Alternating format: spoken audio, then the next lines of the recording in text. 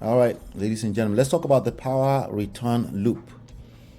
The trigger of this one is still, guess what? It's still threat. Okay? So if something threatens your sense of safety, your sense of focus, right? Naturally, you react a certain way, right? You react with fear, right? But sometimes you could also pause, right? You can, if fear is not something you control when you are a natural human being, right? And you don't have any, if you haven't practiced, you're not just going to pause. You're going to operate from a place of fear, right?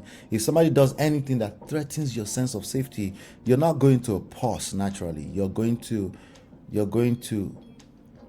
is you're going to feel fear, okay?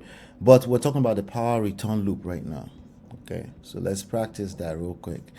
Let's the trigger is still threat, okay? Threat.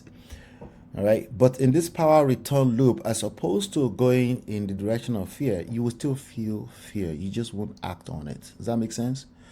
All right, you simply not act on it, because when you act on it, make you feel better short term. It's not necessarily the best thing for you long term, because life is full of ups and downs and nook and crannies, and all kind of curves, and you never see what's coming 10 years from now. You can only feel what you feel now. This is true for all 8 billion of us. So it's always better, okay, to go this direction. You might end up in a place where you still make the decision you need to make, right? Because at the end of the day, marriage is not a do or die, right? But like anything else in life, you pause, right? In business, we call that you assess, you review, right? You're not just going to act. You're not just going to review one thing. You're not going to just review your feelings, because your feeling is your feelings, right? Your feeling is coming from a place of history, just what you felt in the past, trauma and things like that. But you want to make sure there's no new thing, some new factor or new variable involved in this, right? So you pause. You pause. You take a deep breath. You pause first, because none of this is your fault. It's not a matter of fault, as a matter of fact. Okay? It's not relevant. You pause. Why? Pause because you want to make sure that pause is going to help you to stay grounded. Okay? That pause is going to lead you into a place of grounding, so that any move you make next, it's not just going to be fluffy off of feelings, off of hurt. Right? Because hurt is feelings. It doesn't negate the fact that somebody hurt you. It's just, we're just trying to make a point here that you're still in control of your life, right? So like anything else you're going to do in life that matters to you, that's high stakes, that can cost you, that you can make the wrong move, it can cost you the rest of your life, legacy, your children, right? And the rest of your life, because it's about you, right? You want to make sure that it's well grounded beyond just how you feel. How you feel is valid, but beyond that, right? So that's why we say pause first. We didn't say act, we didn't say stay, we didn't say leave, we didn't say none of that, all right? Just chill, right? Take it chill. Because this is automatically not a permanent decision. The decision to pause is automatically not permanent, right? Everything else that you do from a place of fear can become permanent and can have permanent impact on the rest of your life. So it's, you chill. If you have, only if you have high stakes reasons to, right? Some people have nothing to lose, and it's okay, right? That's why the rest of us, we have a lot to gain by pausing. We chill.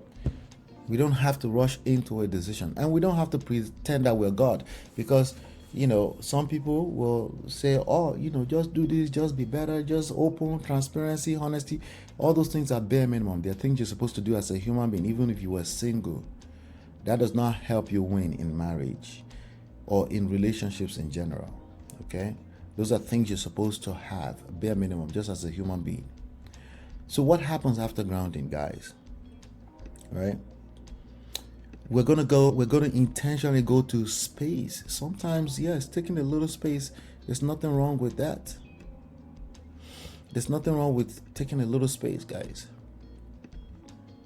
Because remember, the same reason why you're pausing, right? Space, it does not have to be a permanent decision.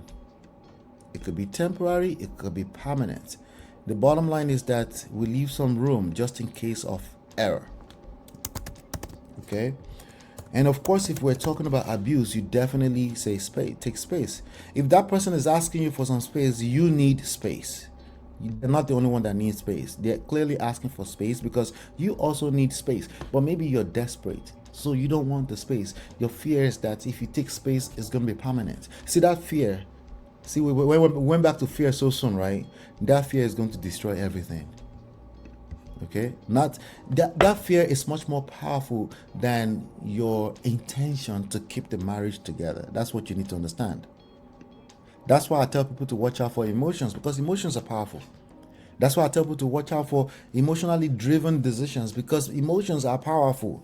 Okay, so you need to position yourself so that you can win in spite of the inevitable, like emotions, like fear, right? Position yourself to win. Threat, pause, grounding, space. Nobody's life is perfect. If you're moving from a place of everybody else's life is perfect but yours, you're going to make a mistake. Because that can link back to fear.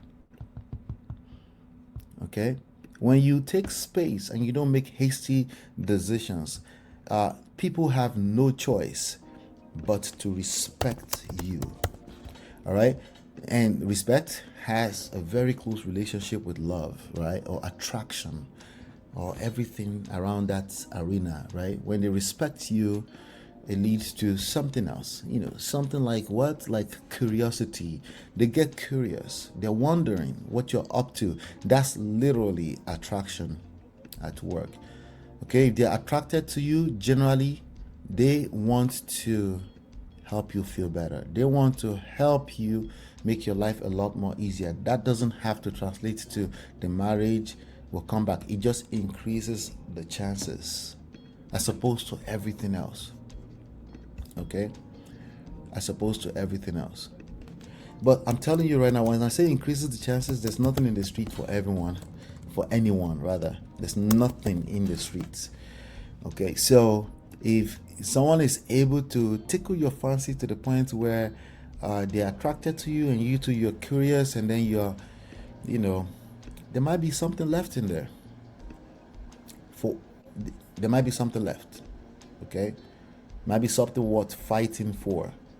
I don't decide that. You decide that. They might just deem it like, what, maybe there's a little bit something. Maybe maybe that decision was a bit too fast. Well, hopefully they paused. Hopefully they took some space before they made that decision. Hopefully you made it easier for them to pause, take a space. Hopefully, how do you make it easier? By you pausing, by you taking a space, right? By you regaining your own respect back. First of all, self-respect. Respect cannot fall out of the sky. You need to have some self-respect. Okay? And then curiosity will lead to reconnection, guys. Reconnection. Reconnection. Let's move this guy. Let's get this guy out of here. Why don't we just connect it back straight to reconnection?